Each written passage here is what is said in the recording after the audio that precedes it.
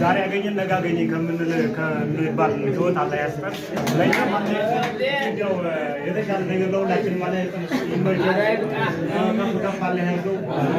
ተደስቶ ቢኖር ያድርገው። ሁላችንም ሰላም ይባል።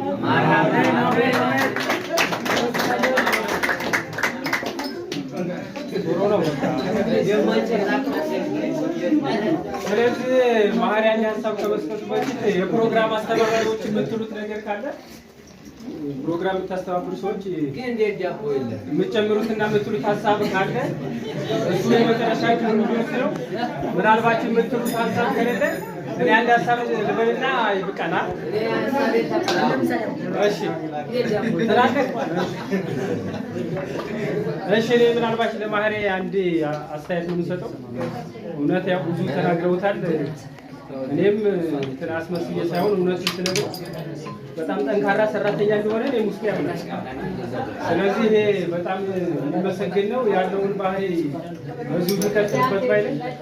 በመጨረሻ ምናልባት እኔ ልለው የምችለው ከዚህ ከሰቆቃ እንትን እንዴት ተላቀቀ ነው እኔ የምረዳው ማለት ነው።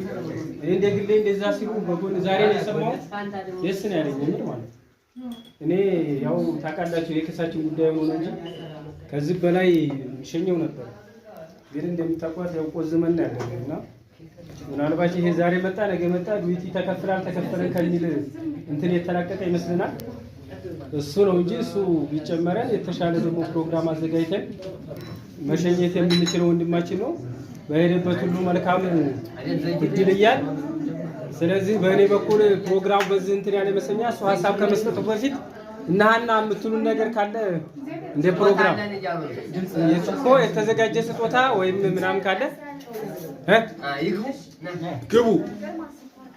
እሺ እሱን ስጦታ ከመሰጠቱ በፊት ምናልባት ማህሪ ለስታፋችን የሚለው ካለ ትንሽ አንድ ቃል እንቀበለውና አይደለም ከዛ በኋላ